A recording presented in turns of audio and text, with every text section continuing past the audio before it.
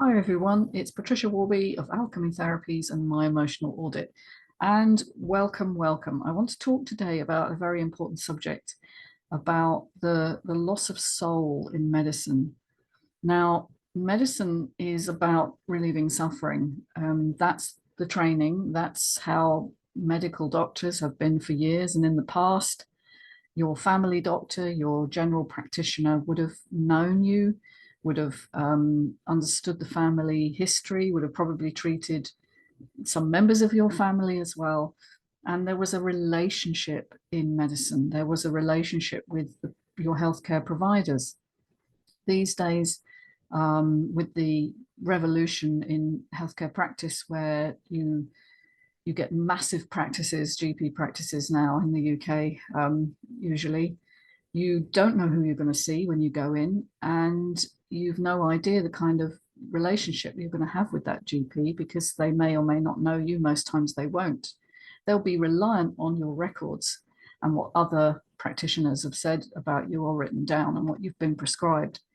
Now, people who go into medicine want to help others. That's their calling, if you like, their vocation. That's what vocation means, a calling. But what happens in the training is that you get narrowed down gradually to a more and more specialized viewpoint. Even if you become a GP, which is the broadest of all the trainings, but you might also go into hospital consultancy, into secondary care, you will know an awful lot about very, very little. You will have a very, very narrow focus in what you understand, and you likely don't talk to specialists in other areas. You don't read the same journals. So this is an acute medical model. Okay, so if I had appendicitis, I'd want to go to A&E. If I have some terrible autoimmune disease, I'd probably go to endocrinology. But the problem is most of the disease we're seeing now, certainly in general practice, but also in my practice, is chronic conditions. And chronic conditions mean anything that's longer than 6 months, whether that's chronic pain, chronic fatigue, chronic anxiety, all sorts of neurological issues. And what happens to these people is they get filtered into the system. That is, if they choose to go to the system, which most people do. It's certainly what I did. You start to notice you're not feeling great, and maybe you haven't got the energy you had, and you're crashing at weekends and so on. You'll go to your doctor and you'll be funneled into this acute medical model, where initially what will be done is blood tests, and they will likely reveal no major issues. Then you'll go to secondary care, where you'll get more specialist testing and scanning. MRI scanning is very popular, CT, maybe computed tomography, or sometimes even PET scan. But whatever type of scans you have, there's this interminable fear, wait, fear cycle. You have a fear something is wrong. You don't know what it is. There's terrible amounts of uncertainty, which drives dysregulation and inflammation in your body. And so even in the process of waiting to find out what's wrong with you, you are not in a healing state. And then doctors who are not trained in psychology will say things like, this doesn't look good. Or as was told to a client of mine yesterday, oh, well, you should be grateful, nothing major is wrong. When all the person wants is an answer, what is going on with me? Why do I feel ill? And people, particularly with chronic fatigue syndrome, have been told for decades, you're making it up, it's all in your head, it's not real, there's nothing, we can't find anything wrong with you. And they are left to go home without an answer. And then likely the symptoms will ratchet up as the inflammation ratchets up and the fear and the uncertainty. And then they'll be funneled into a different set of specialties. And some of my clients are seeing 3, 4, or even 5 different specialists at any one time. Now, this is a huge consumption of resources, when actually the medical model itself doesn't have any answers as to why you're feeling the way you do, because of this narrow training, and they're only looking at functional tissue disorders. If you're in endocrinology, you're looking at the glands and the hormonal system. If you're in gastroenterology, you're looking at the gut. You're not looking at the overall system of the body. And that's where I think this fails large numbers of people going into the acute medical model that we currently have. It is changing. It is changing. And there are options now for people, particularly if you have chronic pain. There are groups you can join. Chronic fatigue groups as well are springing up.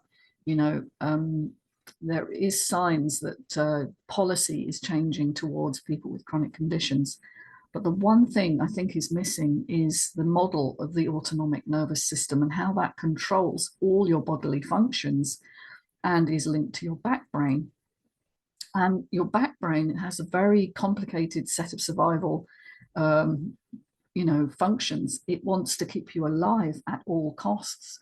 And if it perceives you are under threat, it will start to shut down non-essential systems, which is what happens in these chronic conditions. So you get what's called a trigger event. Now, that could be an accident. It could be the loss of a loved one. It could be the breakdown of a relationship, or an acute stress financially or at work in an already stressed system. And that is enough to tip you over into chronic conditions. Now, nobody, as far as I know, asks you when you go in for your 7 or 8 minute appointment with your general practitioner, what's happening for you at the moment? Are you under stress?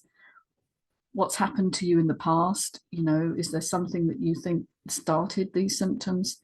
It's such an important question, but they don't have time. All they have is, what symptoms are you presenting? They may do a rudimentary check of your blood pressure, and they may organize testing. That's all they've got time to do, really. And if you're lucky, you'll get a prescription. But the prescriptions are for pharmaceuticals that are looking specifically to change your symptom. They're not addressing the underlying root cause. And that's really why I and many other people fall through the net, because you're not looking at the nutritional deficiencies. GPs, most medical doctors still don't get much nutrition training other than low salt is a good thing, for heart disease. Again, that is changing, but because Big Pharma really controls medical training, it's very hard to get the right information.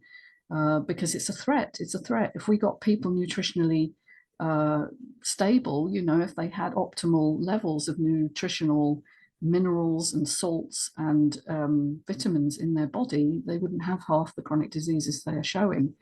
So it isn't something that's promoted. And another example from my case studies yesterday was a lady who went in with severe early menopause symptoms, and had to have a hysterectomy, and asked the doctor, is there anything I can do? Is there anything I can do to change my outcome here? Because obviously something's not right. Can I change my diet? And the GP says, no, there's nothing you can do. And the same with another client. Yesterday I had another client who'd had severe MS. Same question.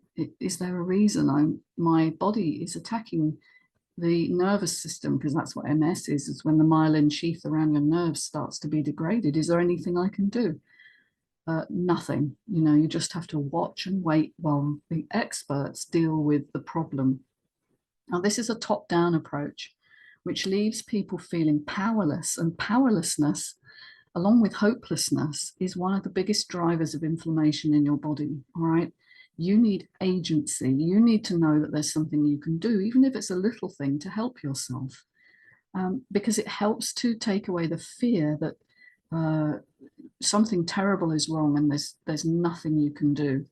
So I also believe that we need to bring, apart from bringing the soul back into medicine, the connection with people and their situations and what's happening to them, and help support them through whatever the challenge is.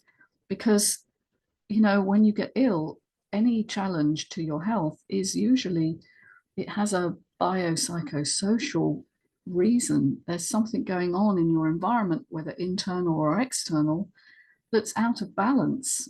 And we need to know what's going on for you so that we can identify what those factors are, whether it's, as I said, nutritional deficiency. Toxicity is another big factor, which changes your biochemistry. You know, if your liver is struggling and can't detoxify because your hormones are out of balance, or you've got silver amalgam fillings, which are largely mercury. They're more mercury than silver, which is a highly biotoxic substance, and it's in your mouth.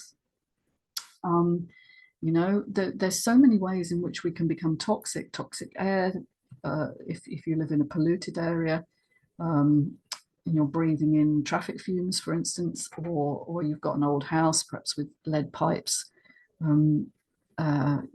Even care products like you know, your shampoos and your soaps and your washing powders are very chemical products which have a lot of toxic ingredients.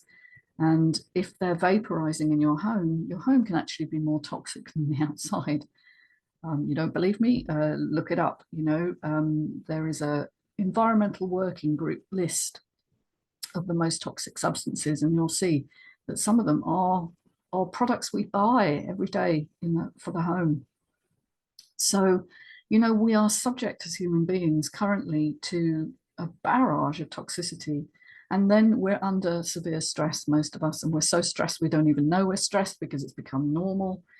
You know, life is a stressful enterprise these days, you know, lack of connection, isolation, lots of media, fear stoking, you know, the overwhelming information overload of war and strife and poverty, which particularly for highly sensitive people is just so overwhelming. And so we're struggling against this barrage of potential disruptors to our health. And we have a medical system that's not taking that into account and not really understanding the biopsychosocial model or anything about the autonomics. I've done plenty of talks on the autonomics. I'll link more in the description below. But you know, one of the things I want to do is look at what the future holds, and I want to move us to a hopeful frame, because there is a promise of a new medicine, and I think it's coming in subtly under the sort of covers of what all the other fear stoking and the viruses and pandemics and so on, that we've been kind of forced to focus on. There is a new medicine evolving, and it's a much more holistic model. And particularly with mental health, I think the promise of the future will be psychedelic medicine. Now, psychedelics were obviously, if you ask most people what they are, they're hallucinogenic drugs that the 60s hippies took and dropped out of society and just got high all the time. But that's actually not the reality. Psychedelics covers a huge range of different substances, most of which are plant derived. LSD, of course, was not, and was a synthetic drug, but it was first isolated from plants. Most things are. Most pharmaceuticals are isolated from plants. So what we're seeing now is people approaching this with a new vision, and because it's helping so many people, whether it's ayahuasca or psilocybin, which is the extract of magic mushroom, MDMA, commonly known as ecstasy, is proving itself to be really profound when applied in a therapeutic setting. So we're not talking about casual drug use or abuse. We're talking about very specific amounts given to people in a therapeutic session, either in a formal clinical setting with psychologists and support people around, or in ceremony, which is more like, you know, how it would have been taken in, you know, days of yore, when in tribal cultures, plant medicine was considered an important part of keeping healthy. What do plant medicines do? Well, they seem to reduce your fear, quietening the part of your brain which signals fear, which is your amygdala, and reducing the kind of overthinking, overstimulated default mode network, we call it, which is the the nervous sort of arrays that fire in your brain every single day when you do all the same things you always do. It's sort of like a default way of being. It quietens that down, and then it seems to give you a connection to a more conscious universe. And as soon as I say that, I know I'm going to make a lot of people switch off, but there is a deeper knowing within our universal structure, which I've written about several times. The Mystery of Number was my book, which showed that we're embedded in the universe and that numbers have significance. It's not a numerology book, but it's talking about nature and the patterns that evolve. And when I'm working with people, I'm always looking for patterns, what's going on, because I see patterns over and over again. And healing is like unfolding your potential instead of the survival processes you had to adopt to keep going, to survive your family, your childhood. And then you take that with you into adulthood and you wonder why they're dysfunctional. Most behaviors are scripted by what you experienced when you were young. And so these patterns become limiting to you, because if you carry on thinking what you've always thought and your beliefs about yourself are basically that I'm unworthy, you are going to actually give the signal to your body that you don't deserve to be healthy. And it doesn't matter how hard you think and you try and you learn and you gather information and you go and get more information from obviously testing and consultants, and you're not really resolving the root cause, because the root cause is a soul-based problem. There's something in your life that is out of alignment. Is it where you're living? Is it the job you're doing? Is it your belief systems? There's something that you're being that is not how you are meant to be. And it seems that psychedelic medicine kind of opens you up to that awareness, and it does so very quickly. There are many therapies that you can use that would do that for you. I use a body-based somatic trauma release, whether that's EMDR, which is eye movements, or I use forms of tapping or havening. These allow you to get connected with your feelings and your heart and your body, as opposed to your thinking and your brain. But they do so gradually. What it seems to be with psychedelic medicine is it sort of just takes you to that place of awareness. And of course, that's why set and setting, the context you're doing it in, is so important. You can't do that to people if they're in a dysregulated place. So there's much to say about this, and it's going to be the subject of my next book, which I'm writing a proposal for at the moment.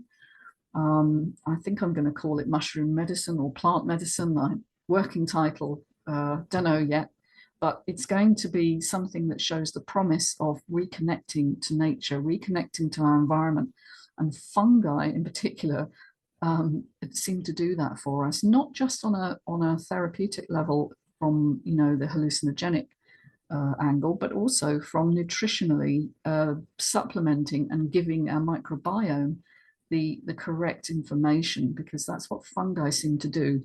They are in a genus of their own.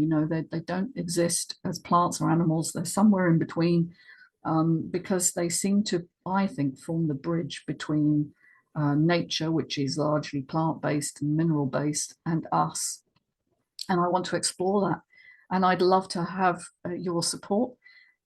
If you're interested in this, please keep an eye out. Please subscribe, because every subscriber helps me to promote this information. And I'm going to be setting up a crowdfunding opportunity, I think, in the near future for people who want to help me promote this information. So spread the word, folks, that there is a solution coming, and nobody needs to be in hopelessness and fear. You all have the capacity to heal if you only have the right information. And I believe plants and connection to nature are our source of information. That's what I've learned over my long journey from conventional to more holistic medicine. All right, so if any of this is of interest to you and you want to get in touch, You can find my details below and look forward to talking to you again. Take care, everyone. Bye for now.